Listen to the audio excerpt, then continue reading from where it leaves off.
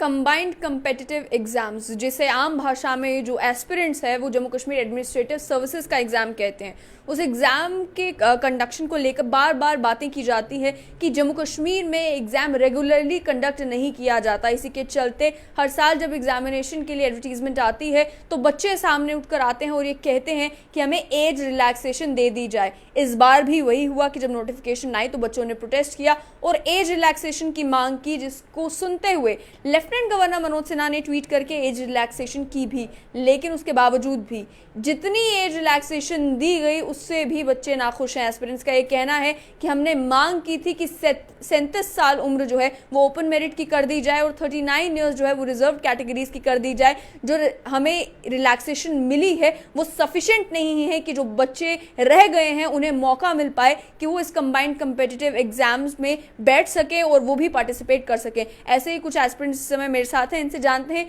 कि क्या लॉजिक है, क्यों बार बार एज रिलैक्सेशन मांगी जाती है और क्यों ये कन्विंस नहीं कर पाते सरकार को कि एक ही बार एक पॉलिसी फ्रेम कर दी जाए जिससे ये बार बार धरना देना ना पड़े। आपका नाम? सजाद हुसैन। सजाद, मुझे ये बताएं कि हर साल यही होता है कि जब भी नोटिफिकेशन आती है फिर प्रोटेस्ट होते हैं, फिर एज रिलैक्सेशन मांगी जाती है। कई बार सरकार मान लेती है, कई बार वही होता है जो इस बार हुआ है कि एज रिलैक्सेशन दी लेकिन आप कहते हैं कि सफिशिएंट नहीं है। मुझे ये बताएं कि एक ही बार आप सरकार को ये क्यों नहीं कहते कि आप वन टाइम पॉलिसी फ्रेम कर लें इन सभी एस्पिरेंट्स के लिए, ताकि 2026 या 2025 जब भी आप डिसाइड करते हैं उसके बाद से फिर एज रिलैक्सेशन खत्म कर दी जाए। हर बार जो है एस्पिरेंट्स, मैंने भी बहुत सारे ऐसे इंटरव्यू सुने हैं, बहुत सारे इंटरव्यूज कंडक्ट भी किए हैं, एस्पिरेंट्स कहते हैं हमें वन टाइम एज रिलैक्सेशन चाहिए, वन टाइम एज रिलैक्सेशन चाहिए, और हर साल वो दोबारा से वन टाइम एज रिलैक्सेशन की मांग करते हैं। तो मुझे ये बताएं आप वन टाइम एज रिलैक्सेशन की मांग फिर करते ही क्यों हैं? मैम, सबसे पहले मैं आपके चैनल का बहुत बहुत शुक्रिया अदा करना चाहता हूँ।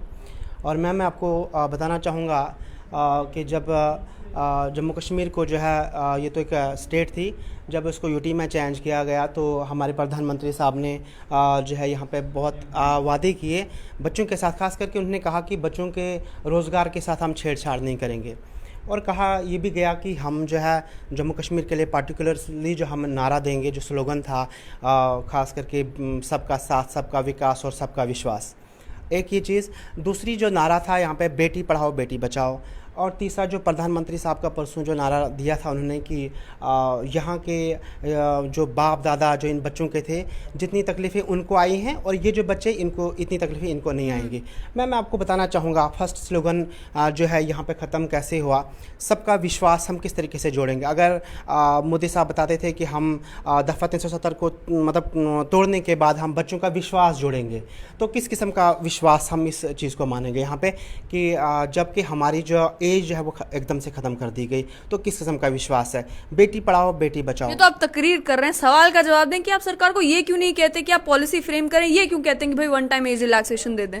मैं यही कहना चाहता हूँ कि मैं इस वन टाइम एज रिलैक्सेशन के हक़ में नहीं हूँ। मैं कहता हूँ कि जो हमारी एग्जिस्टिंग एज थी वो दी जाए, और ख़ास करके हमारा जो ये एसआरओ था, जो पहले एग्जिस्टिंग एसआरओ था वो हमें जो है वापस दिया जाए, और ये एसआरओ 103 जो है इसको रोल बैक किया जाए।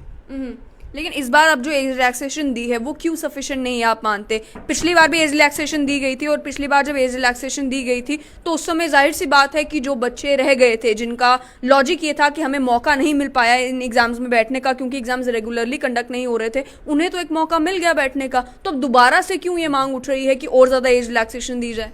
मैम देखो, जिस तरीके से मैं यही बार बार बात करते आ रहा हूँ कि जो हमारी एग्जिस्टिंग जो एज क्राइटेरिया था, जब बच्चों को आश्वासन दिलाया गया चीफ सेक्रेटरी द्वारा कि हम जो आपकी एज रिलैक्सेशन जो हम आपको दे देंगे, लेकिन बच्चे जो है कुछ बच्चे जिनकी एज जो थी 37 थी ओपन में, और जो हमारी मांग है 39 जो हमारे रिजर्व कैटेगरी में, उन बच्चों की एज जो थी वो अब प्रिपरेशन कर रहे थे। लेकिन जब हमें देखा कि एलजी साहब का ट्वीट आया और ट्वीट में जो है एज को फिर से कम कर दिया गया, तो वो बच्चे जो है वो मेंटल ट्रॉमा में पड़ गए। तो लेकिन आप मुझे बताएं ना कि फिर आप सरकार को फिर ये कहना चाहिए आपको कि आप वन टाइम पॉलिसी ही फ्रेम करें, और पॉलिसी इस तरीके की फ्रेम करें जिसमें आप 5 साल के लिए 6 साल के लिए आप एज रिलैक्सेशन दे दें, ताकि बार बार बच्चों को जो है वो सड़कों पर ना आना पाए। उसमें आप सरकार को कन्विंस नहीं कर पा रहे, या फिर आपके पास वो तथ्य नहीं है कि आप बैक नहीं कर पा रहे अपने आर्ग्यूमेंट को कि एज रिलैक्सेशन मिलनी क्यों चाहिए? मैम एज रिलैक्सेशन बहुत ज़रूरी है। जिस तरीके से यूपीएससी में पिछले टाइम जो हम देखेंगे कि यूपीएससी का जो पैटर्न जब चेंज हुआ, उन्होंने एज को भी बढ़ाया और उन्होंने अटैम्प्ट्स को भी बढ़ाया। लेकिन अब यहाँ हम देख रहे हैं हमारी एज को भी एकदम से ख़त्म कर दिया और हमारे अटैम्प्ट्स को भी एकदम से ख़त्म कर दिया। तो अब यहाँ पे हम ये चाहते हैं कि फ़िलहाल तो मैं चाहता हूँ कि ये एसआरओ जो है इसको वापस ले लें, रूल बैक करें। अगर ना कम से कम एक पॉलिसी फ्रेम की जाए, 3 या 4 साल तक उन बच्चों को मौका दिया जाए जो बच्चे इससे बाहर हो रहे हैं, ताकि वो भी एग्ज़ाम में बैठें और वो भी जो है वो राइट टू इक्वलिटी का यहाँ जो है अपना हक ले लें। मुझे ये बताएं, आपका नाम? पंकज, मुझे ये बताएं कि आपने भी इस बार जो है जब लेफ्टिनेंट गवर्नर को अपील की होगी कि एज रिलैक्सेशन दी जाए, उसके बाद जाकर एज रिलैक्सेशन उन्होंने दी और उन्होंने ट्वीट किया, तो क्या आपने जो मैसेज सेंड किया था, जो रिप्रेजेंटेशंस दी थी, उसमें मांग आपकी सही नहीं थी? उस समय आपने 37 की मांग नहीं की थी, या फिर उन्होंने उसे अलग तरीके से इंटरप्रेट किया है कि एज रिलैक्सेशन तो दी लेकिन 37 तक की नहीं दी?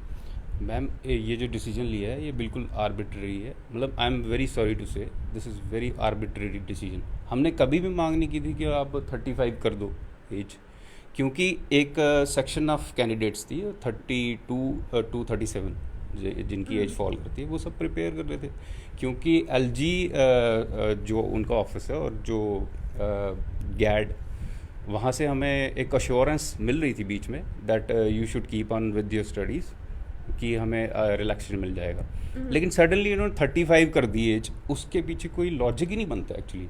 तो जो 2 साल जिनकी एज बीच में फॉल करती है वो कहाँ जाएंगे, है ना? उनको सपना तो नहीं है। ऐसा तो नहीं है कि अब पिछले सालों से, क्योंकि सरकार का ये आर्गुमेंट हो सकता है कि अब हम रेगुलर एग्जाम्स कंडक्ट कर रहे हैं, अब तो वैसा नहीं है कि सालों साल एग्जामिनेशन जो है वो हो नहीं पा रहा है या रिजल्ट नहीं हो पा रहा, तो अब क्यों एज रिलैक्सेशन चाहिए? मैम, ये जो सेक्शन ऑफ कैंडिडेट्स है ये कब से प्रिपेयर कर रहे हैं? जिनकी एज 37 हो गई है या 35 प्लस हो गई है, they are preparing for last 10 years.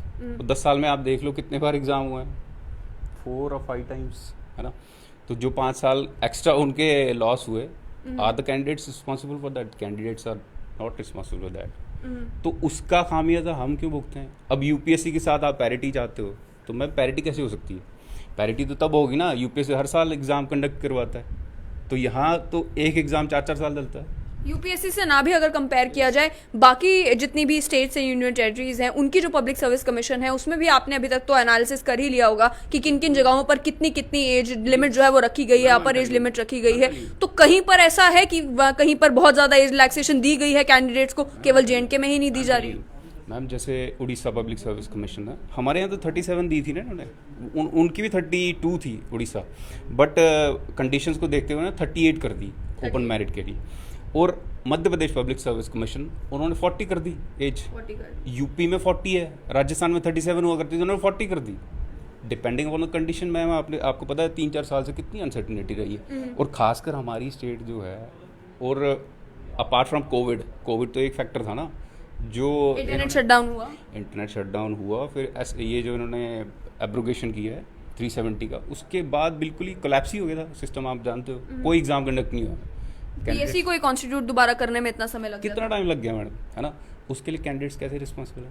क्या हम लोग डिजर्व नहीं करते कि कुछ थोड़ा हमें एक पीरियड मिला जाए, मतलब दे दिया जाए? बाकी स्टेट्स अगर आप कंपेयर करो ना मैम, तो JNK से इतनी डिसएडवांटेज नहीं है वो, but still they are considering their candidates as कि उनको सफ़र ना करना पड़े। तो जिन लोगों को आप रिप्रेजेंटेशन देते हैं, जब आप एडमिनिस्ट्रेशन को अप्रोच करते हैं, चाहे लेफ्टिनेंट गवर्नर को उनके ग्रीवेंस सेल के थ्रू या लेफ्टिनेंट गवर्नर के एडवाइजर्स को जब आप अप्रोच करते हैं, तो उन्हें ये सारी बातें नहीं आप बताते कि भाई एक तो बॉर्डर स्टेट है, इतने साल जो है कोविड की वजह से हुआ है, इंटरनेट बंद रहा है, बाकी जगहों पर एज इतनी है, हमारे साथ ही ये नाइंसाफी क्यों? या वो मतलब सुनकर राजी नहीं है कि भाई सारे एक्सपेरिमेंट जो है वो JNK पे करना है? आपने हमारी सारी रिप्रेजेंटेशन देखी होंगी, आप उनको जो ड्राफ्ट रिप्रेजेंटेशन है हमारी, आप एक बार देख लेना, उसको पढ़ना आप। उसमें कहीं भी हमने 35 का क्राइटेरिया है, हमने बोला कि जो पहले थी एग्जिस्टिंग थी आप उसी को कर दो रिस्टोर। बाकी सारी स्टेट्स में 40 है, हम फिर भी 37 डिमांड कर रहे हैं, जबकि इतनी डिसएडवांटेज कंडीशंस हैं हमारी स्टेट में, है ना? और जो 35 to 37 के बीच में एक सेक्शन ऑफ कैंडिडेट है, उनका आप क्या करोगे मैडम? उनके फंडामेंटल राइट्स नहीं है क्या? तो 37 की ये जो एज लिमिट है, ये कब तक आप चाहते हैं कि कब तक 37 ही रहनी चाहिए, या ये है कि फॉरएवर के लिए 37 ही रख दी जाए? जैसे मैम बाकी स्टेट्स में उन्होंने तो कोई कंडीशन अप्लाई नहीं की। यूपी में देख लो, बाकी हिंदी बेल्ट जितनी भी स्टेट्स हैं आप सब में देख लो, उन्होंने कहीं कंडीशन नहीं अप्लाई की। 40 is the age limit, that means it is for ever. बाकी गवर्नमेंट डिसाइड करेगी जैसे भी, और जो रोल बैक होता है मैम वो फेज मैनर में होता है, ऐसे सडनली नहीं होता कि बस कल से आपकी एज खत्म और जाओ। तो आपको लगता है कि क्योंकि यूनियन टेरिटरी की एडमिनिस्ट्रेशन है उस वजह से भी सुनवाई कम है, जब कोई पॉलिटिकल गवर्नमेंट आएगी तो उनके साथ जब आप अपील करेंगे इसी बात की कि इस 37 की लिमिट को परमानेंट कर दिया जाए तो आपकी सुनवाई जो है वो बेहतर हो सकती है? मैम हम लोग ये नहीं कहते कि यूनियन टेरिटरी गवर्नमेंट है और वो मतलब सुनती नहीं है किसी। हो सकता है कहीं कम्युनिकेशन में मतलब कन्वे करने में कहीं ना कहीं रहा हो, तो we still consider lieutenant governor as very considerate to the candidates. तो हो सकता है कहीं ना कहीं कई बार ऐसा होता है कम्युनिकेट करने में कहीं हो जाती है, because he has to listen to so many grievances, है ना, सिर्फ कैंडिडेट्स ही नहीं है ना उनके पास। लेकिन अब उम्मीद है कि अब एज रिलैक्सेशन मिलेगी, क्योंकि सब इंस्पेक्टर के टाइम में भी देखने को यही मिला कि एक बार जो एज रिलैक्सेशन दे दी उसके बाद भी बच्चे अपील करते रहे, एस्पिरेंट्स अपील करते रहे, लेकिन आज आके उन्होंने जो है कैट का ही दरवाज़ा खटखटाना पड़ा, उससे ज़्यादा एज रिलैक्सेशन नहीं मिली। कैट ने ज़रूर उनको रिलीफ दिया, लेकिन एडमिनिस्ट्रेशन की तरफ से कोई रिलीफ मिला हो वो एक पॉइंट के बाद नहीं मिला। तो आपको क्या उम्मीद है कि आपकी ये बात सुनने के बाद एज रिलैक्सेशन 37 तक की जाएगी, या फिर आज आकर आपको भी ये जो है इसी तरीके से कैट का दरवाज़ा या कोर्ट का दरवाज़ा खटखटाना पड़ेगा? We can not predict the things, but हमें ये होप है, हम लोग सब यूनाइट हैं जितने भी इस एज क्राइटेरिया फॉल। कितने एस्पिरेंट्स हैं वैसे टोटल जो इस क्राइटेरिया में फॉल करते हैं इस एज रिलैक्सेशन हो जाने के बाद? Exactly I can not tell, but they are in thousands, मतलब 4 or 5,000 कैंडिडेट्स आर देयर कि जो इस एज ब्रैकेट में फॉल करते हैं। तो आप एग्ज़ाम कंडक्ट करवा रहे हो तो हमें तो यही पता था ना मैम कि जो एग्जिस्टिंग एज क्राइटेरिया 37 वही कंटिन्यू रहेगा। 35 तो किसी ने सोचा ही नहीं था मैम, अचानक कहाँ से आ गए नंबर, है ना। तो मैम अगर आप एक सेक्शन को पूरा एलिमिनेट कर रहे हो तो वो कहीं ना कहीं इनजस्टिस है ही है, आप कुछ सोच।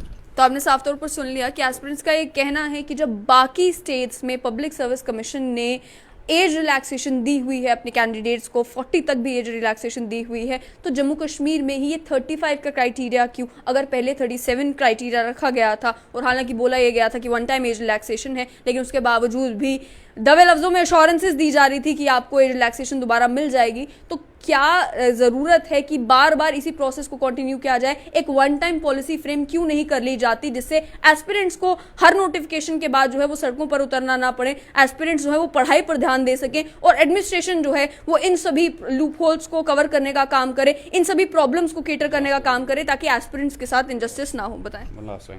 मैम हम सिर्फ यही डिमांड करें, हम कुछ एक्स्ट्रा नहीं मांग रहे। जो एग्जिस्टिंग क्राइटेरिया उसी को कंटिन्यू कर दो, हम तो कुछ एक्स्ट्रा मांग नहीं रहे। हम तो 40 भी नहीं कह रहे, हम कह रहे हैं सारी स्टेट्स में 40 है।